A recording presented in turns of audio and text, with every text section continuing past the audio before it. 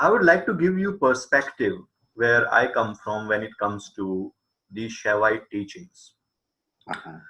I have no lineage of any Shaivite master. I understand. In our last meeting, I shared with you that right before the night, which I call it was, I don't like the word enlightenment or anything, self-recognition. Someone visited in my dreams, a Maharishi, built very strong, and I was sleeping, and he comes in my dream and he says, okay, walk with me. And I don't know how, I just followed him. He took me in Himalayas, some places, ice-capped mountain, beautiful place. We sat together, and then he said something to me. He said, you should explore the Shaivite tradition, especially the Advaita Shaiva Darshana you should explore. And I was like, but I have never heard about it. I don't know what you are talking about. I never read a book. I never met a person on this path.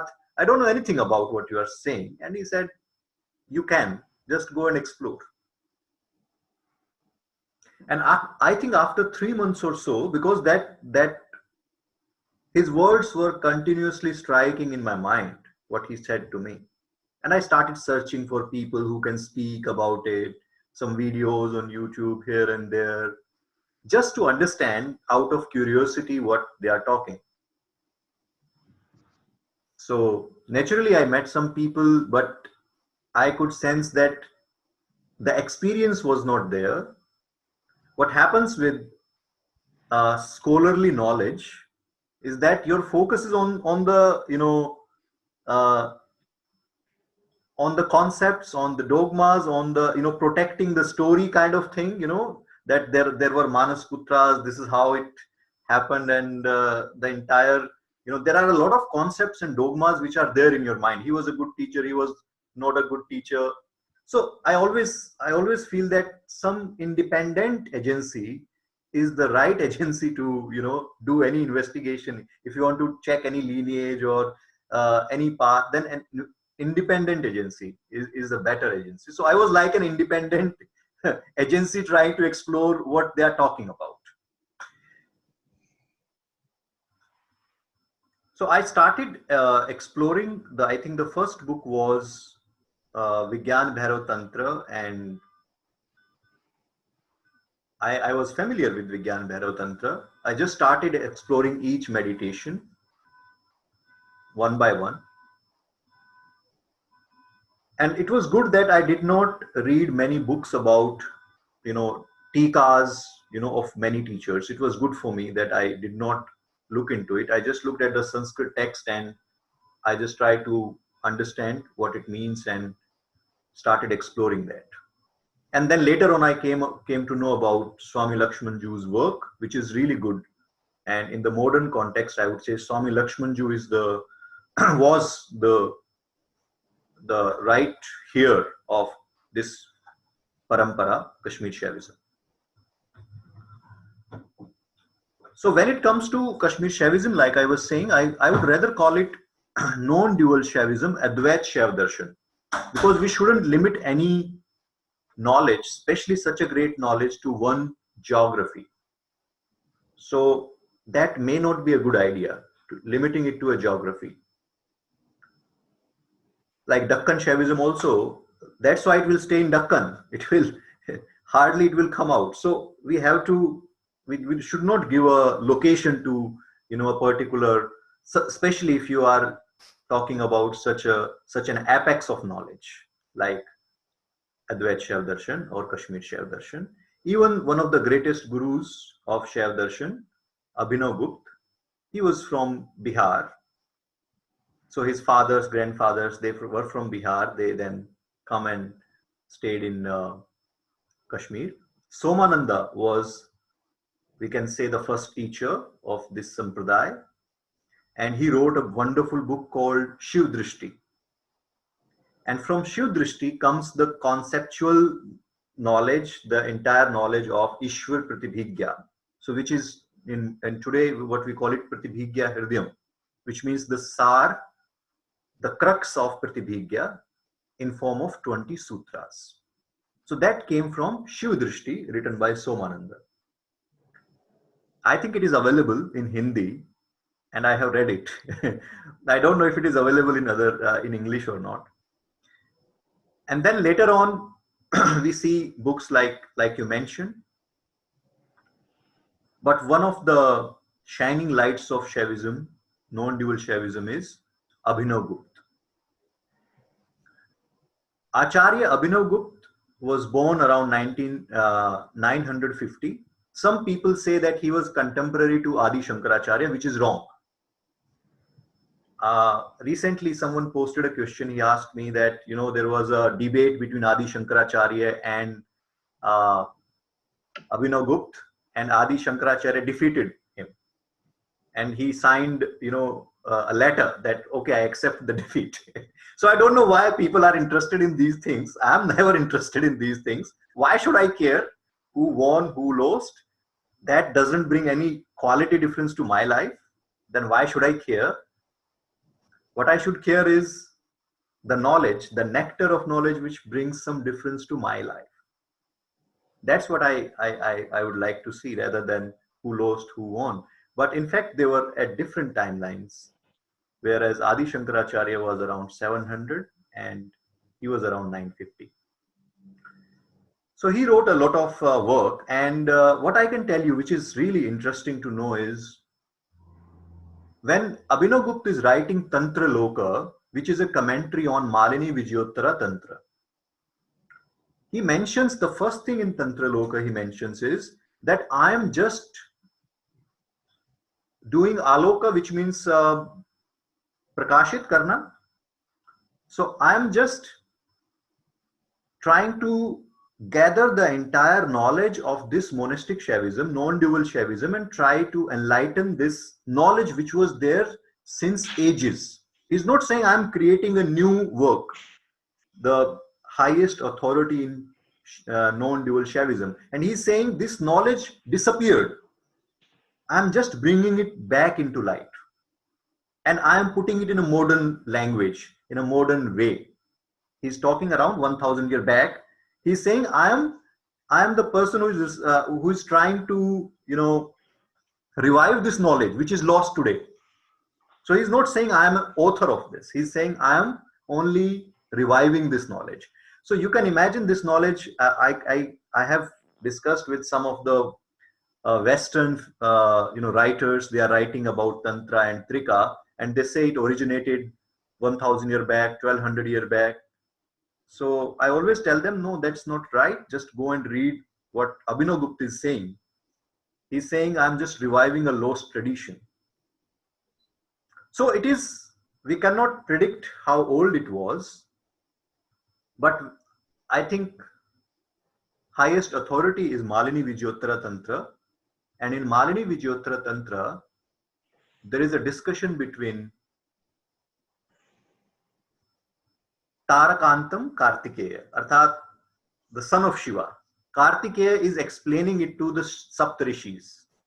So there is a discussion between Kartikeya and Saptarishis.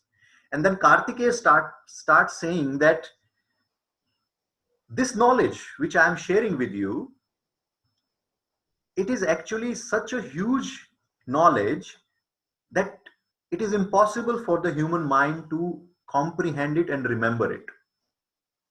So what Shiva did, there was originally Nav Koti Shloka. So I mean that's a ridiculously high number of shlokas. And then he says, then we summarized it into 12,000 and then 1200 sutras. So Malini Vijayottara means the summary of Malini Vijaya Tantra. And that is the basis of Tantra Loka. And also he touches many other tantras in that, but the core is Malini Vijayottara, and he also covers many other Swachanda Tantra and other Tantra. There are total 64 tantras. He tries to cover much of the work. So this is about Abhinavagupta. But for me, the core of Shaivism, non-dual Shaivism, is the experience and not the books. Yes, people should work on it. People should write about it. People should write more books. In fact, recently we are just completing Prativigya Hridayam, which is the recognition sutras of Kashmir Shaivism. There are 20 sutras, and there is a series of videos. If you are interested, and if you can, it's a simple Hindi, so it's, I think all are Indian, so you can easily understand. तो हिंदी में हमने चैतन्य दर्शन channel पे वो 11 अभी तक उस पे 8 videos हैं जो कि सूत्र 7 तक कवर कर चुके हैं. And we are also forming a book around that. Some people in our community, they are only writing it because I'm busy other places also. So I am also, they are translating whatever we discussed into form of a book so that it becomes very simple and easy to understand for everyone. So this is how we are working with this path. And like I said, more important out of all of this, most important is that we should make it experiential rather than scholarly. Because scholarly, there are some books and there are inaccuracies. When you compare it with experience, there are some inaccuracies in those books. So I think experience is the key for Tantra. If we lose experience from Tantra, then it is lost. If experience is there, then Tantra lives forever. So even in all the discussions with Shiva and Parvati, Shiva, we call him the para aspect. So basically, when we say a discussion between Shiva and Parvati, it's not a discussion between husband and wife. You can see that way. It's very interesting if we see them as husband and wife. It's very interesting. But in fact, it is discussion of an inquiring mind to the source. So the mind is inquiring. So what about this now? And then the source replies. Shiva replies and Shakti asks the question.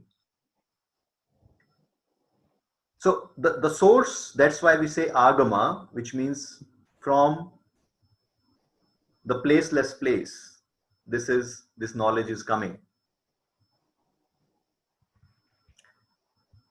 So yes, this tradition is all about experience, and Shiva says in the Vigyan Bhairav Tantra, which is part of Rudriyamal Tantra, one chapter in Rudriyamal Tantra, he says that whatever I'm explaining to you, it is not a matter of discussion. You shouldn't discuss it with people. You shouldn't comment about it. You shouldn't use your mind. You should just apply these techniques and see the result. Let people argue about things, let them argue about concepts, but someone who really wants to experience the Bhairava nature, their Shiva nature, they should implement it. They should do it. They shouldn't discuss about it, they should do it. So this comes again and again in Agamas, that it's a path of direct experience rather than talking about concepts. So this is beauty of non-dual Shaivism. And one interesting thing which I will quickly share is how it is different from Vedanta. So we all, I think we are aware, we are a spiritual family, so I think we are all aware about the Shat Darshan, from Charvakas to Nyaya Siddhanta, and then our Mimamsa, Sankhya, Vedanta, etc. So Charvakas would say that Sarvesham Yavat Jivet Sukham Jivet. Sarvesham is the Siddhant for Charvaka. Sab kuch yahi hai. Whatever is there, it is here. So enjoy it. Yavat Jivet Sukham Jivet Rinam Kartva Ghritam Pivet. जब तक जीना है सुख से जियो, ऋण करके घी पियो. Now, this was one way. Obviously, human mind and soul cannot be satisfied with this alone. So then came the concept of Nyaya, which Gautam Rishi proposed, the concept of Nyaya, Char Praman. There are 4 types of Pramanas, Pratyaksh, Anuman, Upman, and Shabd, or Shruti. And then comes Sankhya by Kapil. So Sankhya is, I would say, it's one of the highest achievements of Indian spiritual systems. And Kapil is mentioned in Vedas. So Sankhya has its impact on Vedas as well as Tantras. Kapil is also mentioned in the Tantras. So Sankhya divides it into 2. There is a duality in Sankhya, Purush and Prakriti. And then there are 3 gunas or quality, Rajas, Sattva, and Tamas. Now, why I'm sharing it? Because the idea of Kashmir Shaivism is also very close to Sankhya and Vedanta. It's not very far. There are some fundamental differences, but it's very close if we examine it properly. It's very close to that. Now, Sankhya doesn't say Aham Brahmasmi. Sankhya doesn't say Brahm Satyam Jagat Mithya. So Sankhya is about the division, the duality, whereas Vedanta says that the entire work of Adi Shankaracharya, and which goes from dual Vedanta to non-dual Vedanta, which is now from duality, we found that there is one undifferentiated, undivisible reality which you cannot divide. Infinite cannot be 2. You cannot divide the supreme reality into 2. And then the idea of non-duality comes into picture, and many people realize, whosoever realizes, they realize that there are no 2. So hence the reality is non-dual or Advaita reality. So there are many Upanishads who claim non-duality as a reality, ultimate reality. So it is there in the Vedas, it is there in the Upanishads. Now comes the idea of Shaivism, which is, many people say that, okay, Shaivism and these ideas came after all this evolution of Vedanta, which is not true. It was there since many millennia. It was like a parallel universe, which is, one is talking about the concepts and intellectual discussions, and one is only talking about experience. Try this and see the result. Do this, see the result. So they are always expounding the experience rather than concepts and other scholarly discussions. So in Kashmir Shaivism, what we see is, so one key difference is there are 25 tattvas in Sankhya and Vedanta. In Shaivism, we have 36 tattvas. There is one difference. The key difference here is the concept of Maya. Vedanta says that Maya is unreal. So for example, like we see, I think the most common example is snake in a rope. That is a Maya. There is no snake, it's a rope, but appears as snake. So we call it Maya.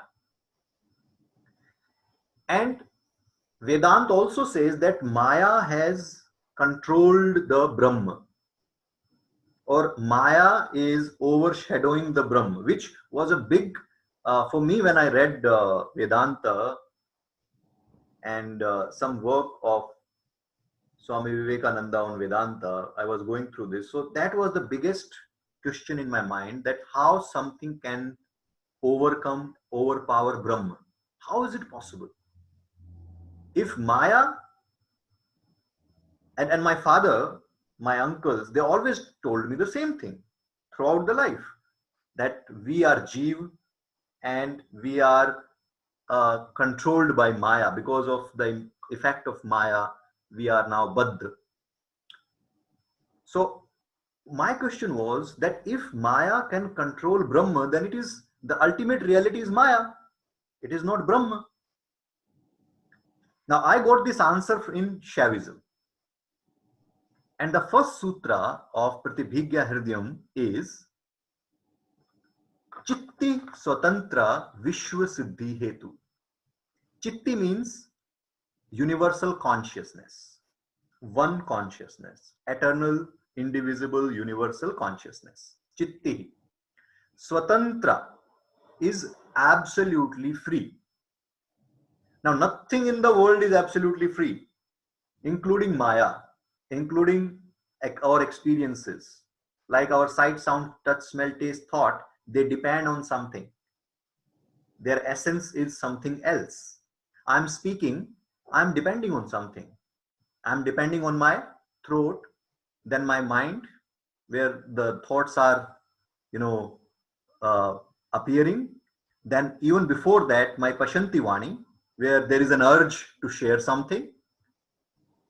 So from this urge to words, there is this journey which is depending on, retrospectively depending on the, previous element.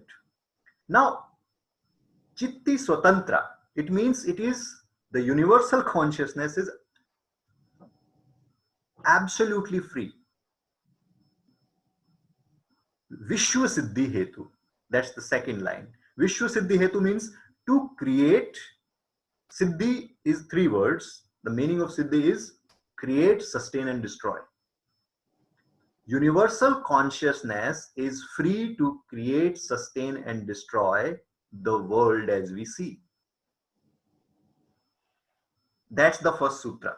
So what it tells, it brings, I'm not into much of science, but I think I heard this discussion between, there was a documentary discussion between Einstein and Niels Bohr. And Niels Bohr was proposing the Planck's quantum theory, and how electron behave in a very different way. They do not follow a path, and they behave like it's their free will. Okay, so, and then Einstein said that, okay, so you are saying that this universe is a result of some uncausal, creation. So you are saying God is stupid, and I don't remember the exact words, but something similar he said. And then Niels Bohr replied that don't tell God what to do, what not to do, what is right, what is wrong. So Shaivism says that it is ultimate freedom of Chaitanya to create, sustain, and destroy the world. And just to enjoy itself, it creates Maya. Now, Maya is a choice of Shiva, not a bondage of Shiva. It is a choice of Shiva. Shiva here means the consciousness. Shiva wants to enjoy himself. And that's where we need to understand the word Chaitanya. Chaitanya means two things, Prakash and Vimarsh. Prakash means light of knowing. So how do you know anything? By 5-6 elements: sight, sound, touch, smell, taste, tanmatras, and the thought. You can further make, okay, mind, intellect, and ego. So then it becomes 8, which we call Puryashtak. So this 8, which is Puryashtak, is the basis of our entire experience. And here he says that this knowledge, Gyan ka Prakash, is Shiva. Prakash is Shiva and Vimarsh is Shakti. Now let's say I have all this knowledge, Gyan ka Prakash, I can experience the world through these 8 things. Why I would experience is because of my free will, Vimarsh my Shakti. So Shakti is the Vimarsh. I want to know myself. That's the Vimarsh. So Shiva wants to explore himself. This exploration, the Ichha to explore, is what we call Shakti of Shiva. So Gyan, the Prakash, and Ichha is the Shakti. Together we call it Chaitanya. It's not an inert ultimate reality. It's not a Chid Dhan Rupi, which we call sometimes in Vedanta, we use the word. But it is dynamic space of knowing which wants to know itself, which wants to enjoy itself, explore itself. That is the ultimate reality in non-dual Shaivism, which we call Shiva. And it says it has two aspects, Shiva and Shakti. And then to enjoy itself, now Shiva wants to enjoy himself or itself, and he starts the creation of the universe. So he then descends from Shiva to Sakala. So there are 36 elements from Shiva to Sakala, which is descendants of the ultimate consciousness or reality. So what I was really surprised when I went through all this, that 1000 years back, our ancestors were really smart people.